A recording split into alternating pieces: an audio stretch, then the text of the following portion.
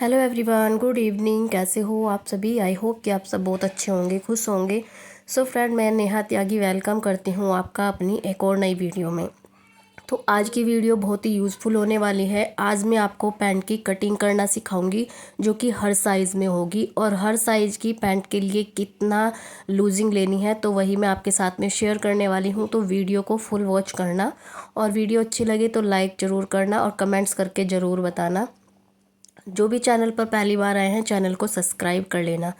So friend, देखिए, pant तो सभी बनाते हैं, लेकिन अगर पैंट में कोई भी प्रॉब्लम हो तो हमें जो है, जो बिगनर्स हैं उनके लिए खासकर ये प्रॉब्लम होती है कि उनकी जो फिटिंग है वो सही से नहीं होती है। तो आज की वीडियो उन्हीं के लिए है। तो चलिए वीडियो को स्टार्ट करते हैं। वीडियो को फुल वॉच करना, तभी आपको समझ आएगी। सो फ्रेंड, चलिए वीडियो को स्टार्ट करते हैं। तो देखिए, यहाँ पर मैंने कपड़े को डबल फोल्ड ले लिया है। इसको मैंने 4 फोल्ड में तैयार नहीं किया है, इसको डबल फोल्ड किया है। एक एक पार्ट हम निकालेंगे। तो जो ओपन वाला पार्ट होता है, जहाँ किनारी की साइड होता है, वो अपनी साइड रखेंगे और बंद साइड हमको बाहर की तरफ रखनी है। ठीक है, तो चलिए फ्रेंड, पहले तो ये जो किनारी है इसको हमें 1/2 इंच जो है अलग कर लेना है, निशान लगा लेना है, क्योंकि इसको हमें सिलाई में नहीं लेना है, क्योंकि जो खिंचाव आता है वो किनारी की साइड से आता है। ठीक है, तो सबसे पहले हमको 2 इंच कपड़ा ऊपर ले लेना है, क्योंकि ये मैं चारों तरफ से इसमें इलास्टिक डालूंगी।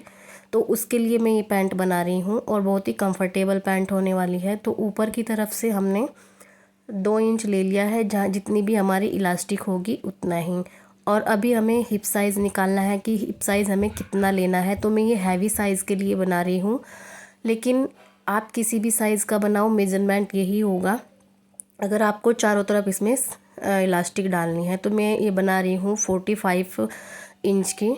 तो 45 इंच के जो हिप्स हैं, तो उसका मुझे 4 पार्ट निकालना है। 11.5 इंच पर हो गया, तो 11.5 इंच पर मैं एक मार्क कर लूँगी पहले तो जहाँ पर हमने किनारी वाला निशान लगाया, वहाँ से छोड़ते हुए हमको 11.5 इंच पर मार्क कर लेना है।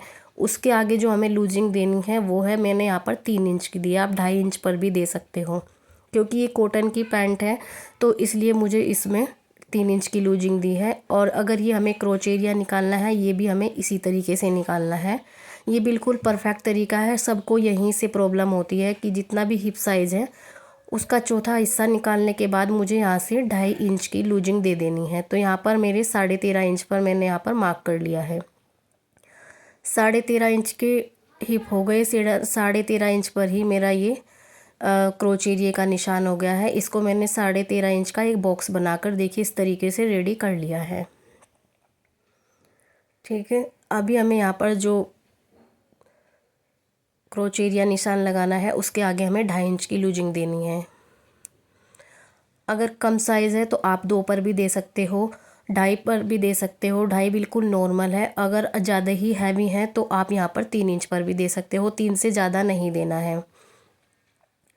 ठीक है, तो यहाँ पर हमको जो ये गोलाई का निशान लगाना है, ये बिल्कुल खड़ा निशान लगाना है। इसमें बिल्कुल भी, देखिए, इस तरीके से हमको गहराई नहीं देनी है, क्योंकि अगर हमें इसमें गहराई दे देंगे ना, तो ये ऊपर की तरफ से खिंचाव होगा, इस तरीके से ऊपर की तरफ चढ़ती रहेगी। तो हमको ये ज़्यादा गहराई पर गोलाई का निशान नहीं लगाना है। ठीक है, तो चलिए, अभी हमें यहाँ पर 20 सेंटर का निशान लगाना है। तो वो हम कैसे लगाएंगे? 20 सेंटर का निशान हम किस लिए लगाते हैं? ताकि जो हमारी पैंट है वो घूमे ना, परफेक्ट तरीके से फिटिंग आए। तो इस तरीके से हमको इंची टेप को रखना है और 20 सेंटर में इसका एक निशान लगा लेना है। तो ये 16 इंच पर थी, बीच बीच का जो सेंटर आया इसका 8 इंच पर, और इस तरीके से हमें 8 इंच पर यहाँ पर एक मार्क कर लेना है। तो चलिए, पहले मैं इसकी लंबाई बता देती हूँ। इसकी लंबाई जो मैं ले रही हूँ, मुझे चाहिए 40 इंच। तो जहाँ पर हमने ऊपर की तरफ से निशान लगाया है ना, इलास्टिक का निशान छोड़ते हुए, वहीं से हमको इसकी लंबाई को नापना है। तो इसकी लंबाई मुझे 40 इंच चाहिए। तो यहाँ पर देखिए, 40 इंच पर मैंने मार्क कर लिया है, प्लस इसमें मैंने 2 इंच एक्स्ट्रा ऐड किए हैं ताकि मैं इसको फोल्ड कर सकूँ। तो फोल्डिंग के लिए मैंने इसमें 2 इंच एक्स्ट्रा लिया है। आप अगर कोई भी डिज़ाइन बना रहे हैं तो आप 3 इंच भी ले सकते हैं। तो मैंने यहाँ पर सिंपल सा मैं फ़ोल्ड करूँगी, यहाँ पर मैंने 2 इंच का ही मार्क किया है। तो देखिए, इस तरीके से मैंने दोनों निशानों को सीधा कर लिया है। सो फ्रेंड, देखिए, यहाँ पर मेरे निशान लगकर रेडी हो चुके हैं। और अभी मैंने जो ऊपर 8 इंच पर मार्क किया था, पहले तो मैं उसे कंप्लीट कर लेती हूँ। देखिए पहले यहाँ पर 8 इंच को नीचे से लेंगे, जैसे ही हमने ऊपर लिया है 8 इंच पर मार्क किया था, ऐसे ही 8 इंच पर हमें इस तरीके से मार्क कर लेना है और इसको सीधा निशान लगा लेना है इस तरीके से। अगर हमें आगे की साइड में बेल्ट लगानी है तो ऊपर की तरफ से भी हमको ऐसे ही लगा लेना है।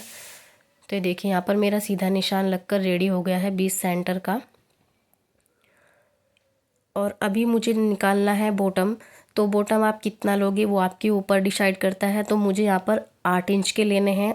वैसे तो नॉर्मली 6 इंच के होते हैं, लेकिन ये मैं कंफर्टेबल पैंट बना रही हूँ क्योंकि इसमें मुझे लूजिंग चाहिए। तो मैं यहाँ पर 8 इंच का जो है बॉटम बना रही हूँ, क्योंकि सिलाई हम बाद में भी लगा सकते हैं अगर हमें थोड़ी कम या ज़्यादा चाहिए। तो यहाँ पर मैंने 8 इंच की, देखिए 4 इंच इधर से 4 इंच इधर से ले लिया है। तो ये जो 20 सेंटर का निशान लगाते हैं तो इससे हमारी पैंट घूमती नहीं है, बिल्कुल परफेक्ट 20 सेंटर में ही रहती है। तो देखिए हमें पहले ले ली हमने ये सेप पट्टी। अगर आपके पास ये नहीं है तो आप इस तरीके से, जैसे इसमें गोलाई है ऊपर की साइड से हल्का सा 1 इंच पर ही हम गोलाई देंगे इंची टेप से। तो मैंने यहाँ पर देखिए इस तरीके से निशान लगा लिया है, इसको ऊपर से मिलाते हुए नीचे तक जहाँ पर हमने बॉटम का निशान लगाया है वहाँ से हमने इस पर निशान लगा लिया है। अभी हमें इसको दूसरी तरफ कैसे लगाना है, जैसे इस साइड रखा है इसको अपनी साइड कर लेना है, इस तरीके से टर्न कर लेना है। और यहाँ पर जहाँ पर हमने ऊपर निशान लगाया है ना, ऐसे ही हमें दूसरी साइड भी निशान लगा लेना है। सो फ्रेंड देखिए, अगर हम पैंट बना रहे हैं तो ये स्केल होती है ना, इनसे बहुत ज़्यादा हेल्प मिलती है, इनसे कुछ भी गड़बड़ नहीं होती है।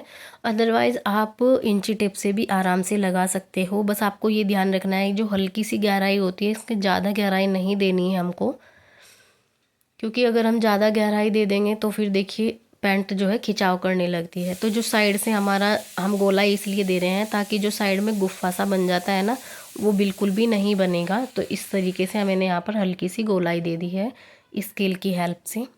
तो देखिए यहाँ पर मेरा ये वाला निशान भी बनकर रेडी हो चुका है।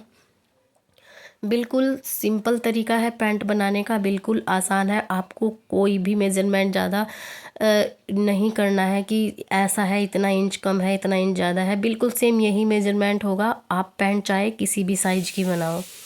तो इसी तरीके से आपको पैंट की जो है कटिंग कर लेनी है।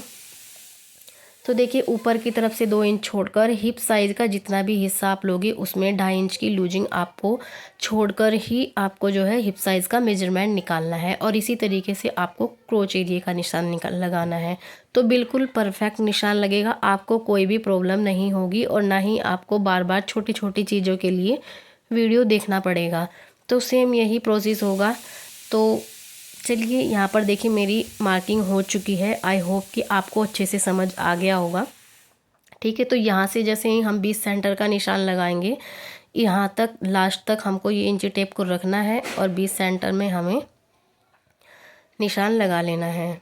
जितना भी हमारा 20 सेंटर का निशान आएगा उतना ही हमको 20 सेंटर में यहाँ पर लगा लेना है। देखिए सो फ्रेंड, जो बिगनर्स होते हैं ना उनके लिए ना ये छोटी छोटी चीज़ें समझना बहुत ज़्यादा मुश्किल हो जाता है, इसलिए मैंने बिल्कुल आपको सिंपल तरीका बताया है पैंट की कटिंग करने का। और अगर आप इसी तरीके से पैंट की कटिंग करोगे तो आपकी पैंट की कटिंग में कोई भी प्रॉब्लम नहीं होगी, ना ही फिटिंग में कोई प्रॉब्लम होगी। क्योंकि कुछ चीज़ें जो हम भी यूट्यूब पर देखते हैं तो कुछ चीज़ें हमें देर में समझ में आती है, लेकिन अगर इस तरीके से हम सिंपल कटिंग बताएंगे तो बिल्कुल समझ में आ जाएगी। एक बार इसी तरीके से आप अपनी पैंट की कटिंग करके देखना, बिल्कुल परफेक्ट जो है कटिंग होगी और इसकी स्टिचिंग भी आपकी बिल्कुल परफेक्ट होगी। सो फ्रेंड देखिए यहाँ पर निशान लगकर रेडी हो चुका है और मैं यहाँ पर इस तरीके से मैंने इसकी कटिंग कर ली है। तो ये मेरी फ्रंट पार्ट की कटिंग हो चुकी है। अभी हमें बैक पार्ट की कटिंग कैसे करनी है चलिए वो भी मैं आपको बताऊंगी। तो जैसे ही हमने ये फ्रंट पार्ट की कटिंग की है, ऐसे ही जो बाकी बचा हुआ कपड़ा है उसको भी हमें इस तरीके से ही फोल्ड रखना है, ओपन साइड अपनी तरफ और बंद साइड बाहर की तरफ। तो जैसे ही हैवी पैंट होती है ना उसके लिए हमें ऊपर से छोड़ना पड़ता है, थोड़ा बड़ा हिस्सा लेना पड़ता है। तो सबसे पहले जो पीछे वाला पार्ट होता है, पहले मैं फ्रंट को अलग कर लूँगी। तो जो पीछे वाला पार्ट होता है ना उसमें हमको 3 इंच पर निशान लगाना है इस तरीके से। तो अगर इस तरीके से निशान लगाओगे तो पैंट आपकी जो है हैवी साइज़ में नीचे की तरफ नहीं निकलेगी। तो देखिए इस तरीके से मैंने इसको निशान को कंप्लीट कर लिया है 3 इंच पर। अभी जहाँ पर हमने निशान लगाया है वहीं पर हमें अपनी पैंट को रखना है। देखिए इस तरीके से रखना है, जहाँ पर ये निशान लगा हुआ है इस तरीके से। तो देखिए यहाँ पर मैंने इसको अच्छे से इक्वल तरीके से बिछा लिया है। और अभी देखिए हमें क्या करना है, वैसे तो एक साइड से हमें इक्वल कटिंग करनी है, लेकिन जहाँ पर क्रोच एरिया है वहाँ से हमको 2 इंच बढ़ा लेना है। तो जैसे ही मैंने ये बीच वाला निशान लगाया है इस तरीके से, देखिए आप, मैं बताऊँगी, यहाँ पर मुझे 2 इंच की लूजिंग ऐड कर देनी है। इस तरीके से बढ़ा कर लेना है पीछे वाला हिस्सा। तो यहाँ पर मैंने 2 इंच को बढ़ा लिया है। और इसी तरीके से जो आगे की तरफ वाली जो लेग है वहाँ पर भी मैं 2 इंच बढ़ा लूँगी, लेकिन मैं 2 इंच ऊपर की तरफ से करूँगी। बॉटम की तरफ से आपको जितना चाहिए उतना करना है। मैंने यहाँ से बॉटम की तरफ से 1 इंच ही लिया है, क्योंकि मुझ जो ऊपर की तरफ होता है ना, जो थाई होती है, वहाँ से टाइट हो जाती है पैंट। तो इसलिए ये हैवी साइज़ के लिए, अगर हम साइज़ कम बना रहे हैं तो फिर तो मैं इक्वल ही कट करती हूँ, मैं ऐसे बढ़ाकर नहीं कट करती हूँ। लेकिन ये हैवी पैंट बना रही हूँ तो इसलिए मुझे यहाँ पर 2 इंच की लूजिंग बैक पार्ट में लेनी पड़ी। और अब अगर आप भी बैक पार्ट ऐसे लूजिंग करके लोगे तो बिल्कुल परफेक्ट तरीके से होगी, जो भी हैवी साइज़ बना रहा है। तो मैंने यहाँ से भी 2 इंच की एक्स्ट्रा बढ़ा कर लिया है। तो ये देखिए फ्रेंड, जो हमने ऊपर की तरफ से लिया है ना, वो हम कैसे लेंगे। तो ये देखिए पहले मैंने 2 इंच का यहाँ पर इस तरीके से ही मैं गोलाई ले लूँगी। इसको भी हमें खड़ा ही रखना है, गोलाई ज़्यादा नहीं देनी है, इस चीज़ का आपको ध्यान रखना है। सो जो 3 इंच हमने ऊपर की तरफ छोड़ा था ना, तो जहाँ पर हम क्रोच एरिया ले रहे हैं ना, उधर की साइड से हमें 3 इंच और पीछे की साइड से हमें इक्वल ही रखना है जितना हमारा फ्रंट वाला पार्ट था। तो इस तरीके से हमको तिरछा निशान लगाना है। आई होप कि आपको समझ आ रहा होगा। तो इस तरीके से तिरछा निशान लगाकर अभी मैं इसकी कटिंग कर लूँगी।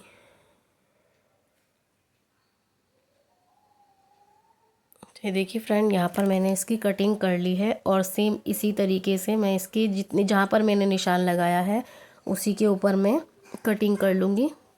तो फ्रेंड देखिए, कुछ एक कमेंट्स मेरे पास आया था कि आप नीचे ज़मीन पर कटिंग क्यों करते हो। तो देखिए फ्रेंड, मैं एक हाउसवाइफ हूँ और मेरे घर में इतना स्पेस नहीं है कि मैं इतनी बड़ी बड़ी टेबल अपने घर पर रखूँ, क्योंकि सिलाई मशीन भी काफ़ी जगह ले लेती है। उसके साथ में जैसे कपड़े रखने होते हैं तो उसका जो कपड़ों का स्टैंड है वो भी जगह लेता है, और बाकी घर में सामान इतना ही होता है। तो रेंट के मकान में हम रह रहे हैं, तो इसलिए मैं ज़मीन पर ही कटिंग करती हूँ। सो फ्रेंड, आई होप कि मेरी आज की वीडियो आपको अच्छी लगी होगी, और अच्छी लगी होगी तो एक लाइक ज़रूर कर देना, और प्लीज़ कमेंट्स करके ज़रूर बताना कि आज की वीडियो आपको कैसी लगी। कोई भी प्रॉब्लम हो तो आप कमेंट्स करके पूछ सकते हो। चलिए मिलती हूँ नेक्स्ट वीडियो में, तब तक के लिए bye bye and take care.